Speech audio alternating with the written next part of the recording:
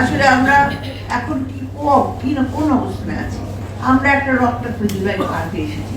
5ই আগস্টের যে ঘটনা আপনারা দেখেছেন, কিভাবে একটা আওয়ামী দুঃশাসন, আওয়ামী নিপীড়ন, আওয়ামী ষড়যন্ত্র একটা দেশকে ক্রমে ক্রমে ধ্বংস করে চলেছিল। গত 17 বছর আমরা বলবো 11 ছিল একটা ষড়যন্ত্রের রূপ নিয়ে। যখন থেকে এই বাংলাদেশকে ধ্বংস করার এবং বিরাজনীতিকরণ করার একটা প্রক্রিয়া চলছিল, সেই সময় থেকে বিএনপি আজ পর্যন্ত সংগ্রাম করে গেছে, লড়াই করে গেছে এবং এককভাবে লড়াই করেছিল, আপনারা জানেন। এবং তার জন্য আমাদের দেশের বেগম খালেদা জিয়া, যিনি আপসহীন নেত্রী, যার নেতৃত্বে পুরো বাংলাদেশের মানে জনগণ আবার ঐক্যবদ্ধ হতে পেরেছিল, তিনি মিথ্যা মামলায় কারাগারে তাকে যেতে হয়েছিল এবং বিনা চিকিৎসায় তাকে অসুস্থ অবস্থায় তিনি আছেন এবং এখনো তার জীবন কিন্তু সংকটাপন্ন। কিন্তু তিনি কোনোদিন মাথা নত করেননি, তিনি আপোষ করেননি।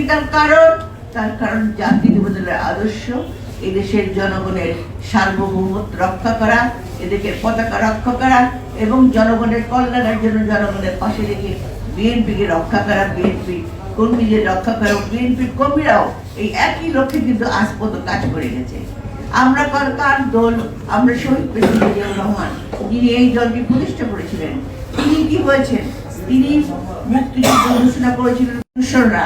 যখন আমাদের বাংলাদেশের জনগণকে নিরীহ অবস্থায় ফেলে দিয়ে যখন পালিয়ে গেছিল, যখন আত্মসমর্পণ করেছিল, তখন কিন্তু প্রেসিডেন্ট জিয়াউর রহমান তিনি একমাত্র ব্যক্তি, তিনি সেদিন আমাদের স্বাধীনতার ঘোষণা দিয়ে সমগ্র জনগণ ঐক্যবদ্ধ করে ঠিক আজকের ঠিক এই আমাদের 5ই আগস্টের মতো সমগ্র কৃষক, শ্রমিক, ছাত্র, যুবক, মহিলা থেকে শুরু করে এমন কোনো ব্যক্তিত্ব নাই তাদেরকে মুক্তিযুদ্ধে আহ্বান করে মুক্তিযুদ্ধ করে দেশকে স্বাধীন করেছিল। কাজে এই স্বাধীনতার প্রতি জিয়া পরিবারের একটা বিরাট ভূমিকা। যেই সময় আমার দেশের বেগম খালেদা জিয়াকে কারাগারে থাকতে হয়েছিল, তাকে পাকিস্তানি সৈন্য তাকে আটকে ফেলে তার 2 সন্তান নিয়ে তিনি কিন্তু কারাগারে ছিলেন। সেই জন্য আমরা রক্ত দিয়েছেন শহীদ প্রেসিডেন্ট জিয়াউর রহমান, এই বাংলাদেশের জন্য যুদ্ধ করেছেন, পরবর্তীতে রক্ত দিয়েছেন। কখন রক্ত দিয়েছেন?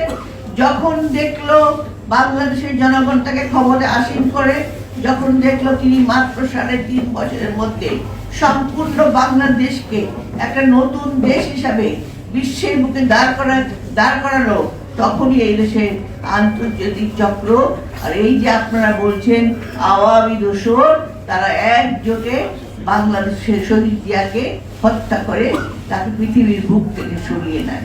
এটাই হলো কিন্তু বিএনপির ইতিহাস।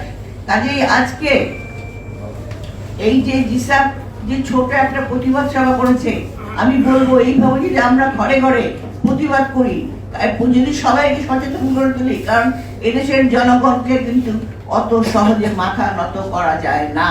কাজে সেই জনগণকে সচেতন করে আমরা কিন্তু আবার ঐক্যবদ্ধ, আমরা এখনো আছি, তখনও থাকবো, ভবিষ্যতেও কোনো কিছু আক্রমণ আসলে আমরা প্রতিবাদ এবং প্রতিরোধ এবং দরকার লাগলে লড়াই করব। সেই লড়াকু সৈনিক হলো বিএনপি। বিএনপি একটা ফিনিক্স পাখির মতো, যতবারই আপনি মারতে যান আপনার আবার গজিয়ে যায়।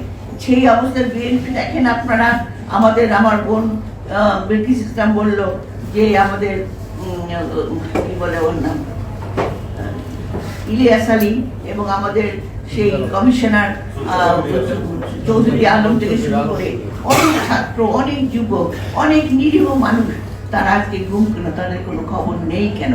আমরা কিছু ঘটনা পেয়েছি যাদেরকে গুম করা হয়েছিল। আজকে আপনারা দেখেন একমাত্র আমাদের ওই যে আজমি, উনি যেহেতু তিনি গোলাম আজমের সন্তান, সেই জন্য তাকে সেদিন তাকে গুম করে নিয়ে চলে গেছিল।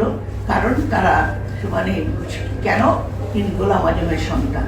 গোলাম আজম জামাতের বোধহয় প্রতিষ্ঠাতা, আমি ঠিক বলতে পারবো না, তাই না? জামাত ইসলাম, হ্যাঁ, বাংলা জাতীয় জামাত ইসলাম প্রতিষ্ঠাতা, সেটা তার অপরাধ হতে পারে না। হ্যাঁ, তারা এটা ঠিক, সেই সময় পাকিস্তান যখন স্বাধীন যুদ্ধ হয় আমাদের অনেকেরই অনেক রকম ভূমিকা ছিল, কিছু কিছু ছিল, এটাও যেমন সত্য কথা এবার তেমনি সমগ্র বাংলাদেশ ছিল ঐক্যবদ্ধ।